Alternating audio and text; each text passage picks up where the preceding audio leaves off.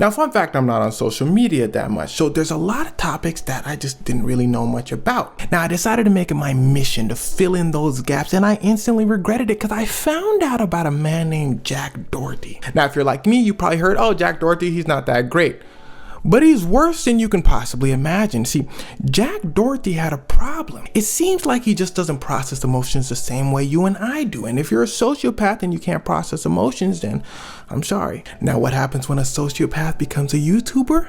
Well, let's find out. All right, so it turns out Jack Doherty starts as one of those pranksters, you know, fastest way to get a massive following. You go around, you ruin people's day and say, no, it was just a prank. Now, like I said in my Johnny Somali video, a lot of times with these pranksters, you gotta keep up in the stakes because people get bored really quick with that type of content. Now pause, he didn't quite start his career off as a YouTube prankster, but this is more like when everybody knew his name. Kind of like how Kai Cenat started by making funny videos, but you know Kai Cenat as being like a massive streamer. So Jack Doherty as a prankster already has a following and he already has a lot of money. And we'll get into why he has a lot of money in a second.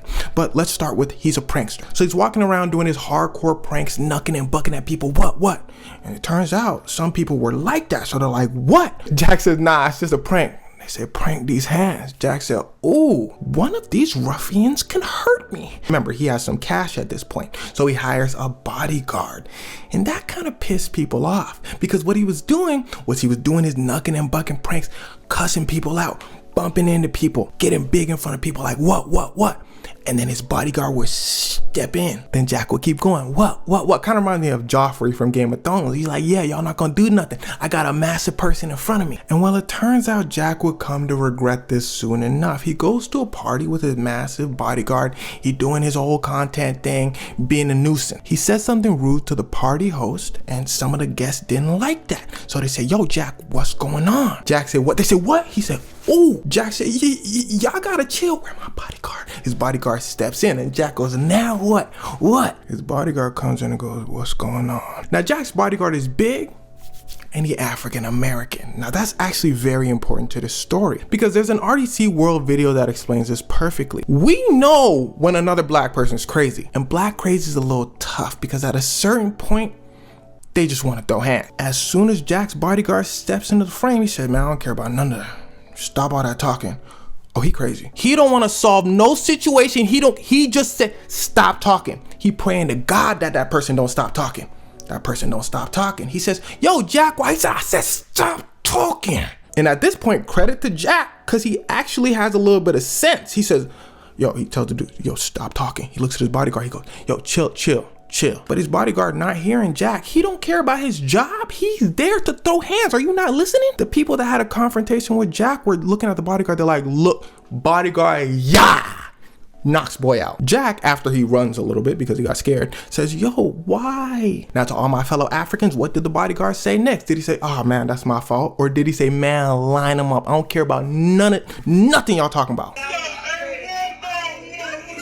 Yes, as you can imagine, it was the second thing. So the dude that got laid out sues Jack and his bodyguard because it turns out the dude Jack hired, the bodyguard, had a record for basically doing the same thing. He was the baby's bodyguard and he just was with everybody. A fan tried to come up to the baby. It was a female fan. She said, hey, what's good, the baby? He said, yee, you too close, throwing hands, yee. The baby probably like, damn. Well, actually, maybe that's not what the baby said because the baby kept him. And bodyguard does this on 2 other occasions, and then Jack hires him. So that's why Jack gets sued. The people were like, yo, this dude was wilding out. You should have seen his record. This is kind of your fault. You can't control your bodyguard. And obviously, bodyguard, you in trouble. Now the case is still ongoing, but it's not looking good for Jack and the bodyguard because all of this is caught on camera. Why?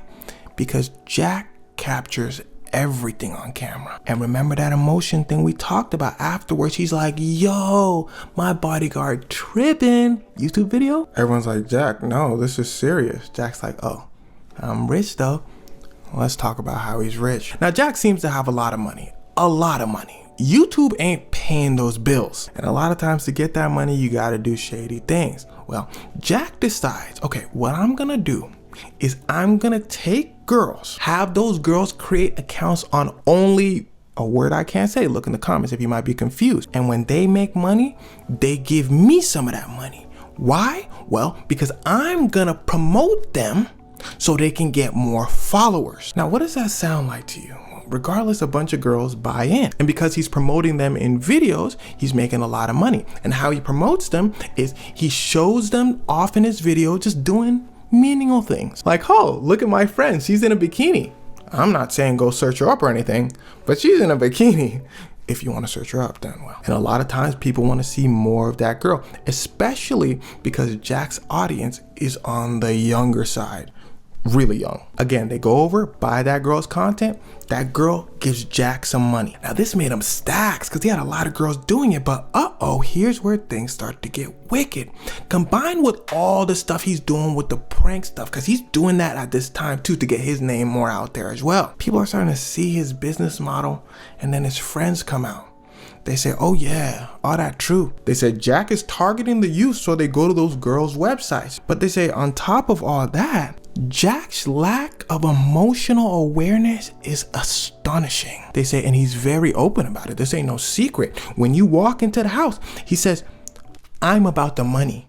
I don't care what happens to you. Jack about his paper. He don't give a jack about nothing else. That's a bar. Jack, if you use that line, you finna owe me some money. Anyway, they said, well, they used to do the same things as Jack, you know, kid stuff. They used to go over, do the pranks and stuff. But then Jack would start taking things a little too far. They've been making videos with Jack for a very long time, but they said when they would go to the store, Jack would take some food, eat it, throw the food back. They'd be like, Jack, come on, bro. You're not gonna pay for that? You know, we all got money. Jack like, nah, bro, I'm doing it for the love of the game. He had no boundaries. He would just be like, let's see who can steal the most. They'd be like, no, that's not funny. Who said it was funny? They say, you bugging. So they all left. They realized, you know, something was up with him. He makes a video responding, talking about, yo, y'all jealous. People hate when they don't got as much shine as you. Everybody waiting for him to talk about more, because his friends brought up a lot of stuff. They said they tried to help him. They tried to talk to him. Nothing was working. But that's it. That's all he said. He said, they hating. Everybody said, oh, he weird.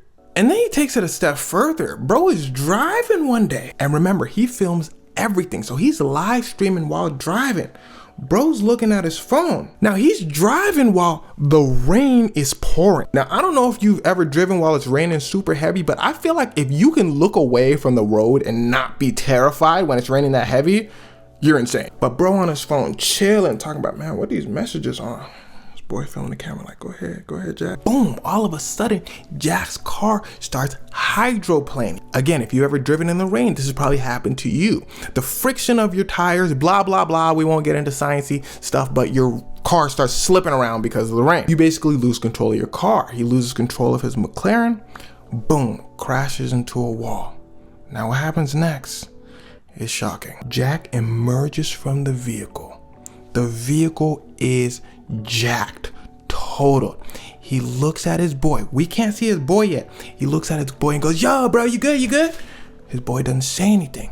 Jack goes, all right, get this part, film this part. We get a shot of his boy and red stuff pouring from his boy's face. His boy looking disoriented, talking about, yo. But his boy sticks the landing, grabs the phone, filming Jack talking about, yo, I just crashed my car. Oh, that's crazy. A police officer rushes to the scene, and this had me thinking, yo, cameraman must truly be invisible. Cameraman's filming. The police officer says, yo, what's going on? Y'all good? Jack like, I don't know what happened. I'm driving 1 second. The next second, boom, I hit a wall. Cops like, what's going on with your boy? Jack boy talking about, yo, did Tupac fly over to Mars yet? The police officer's like, oh, let me get the ambulance over here. More officers and medical personnel arrive, but the whole thing's still getting filmed. The show must go on. Jack suddenly takes off his shirt. I forgot to tell you this, but he takes off his shirt in a lot of videos. He takes off his shirt. Medical personnel is like, why you do that? Jack's like, I don't know. Probably just a reflex. Yo, my car, bro, come on. Looking at the camera. My car. And then of course, like all the other stuff I've talked about, he makes YouTube videos about it. I crashed my car. Kick bans him. If you don't know, Kick is a live streaming platform. They don't ban anybody. Their whole motto is basically, come on over. If everybody else bans you, come to us. They ban him. They're like, yo, you OD. And Jack was already declining, but this really makes him plummet. The girls that were working with him, a lot of them stopped working with him. They just start cutting it off. Because remember, the whole point of working with him is his name. If his name is in the mud, that's gonna drag you to the mud. They hop ship. And it seems he's gotten to the point where every YouTuber that does things for clout gets. Cause it's okay if you take things really far and everyone hates you. It's also okay if people get bored of you, cause you might be able to come back later. But if people hate you and they're bored of you, you're cooked. And well, it seems Jack is cooked, but he probably won't go down without a fight, and it's probably gonna do something outlandish to try to get his, people back. But yeah, we'll see.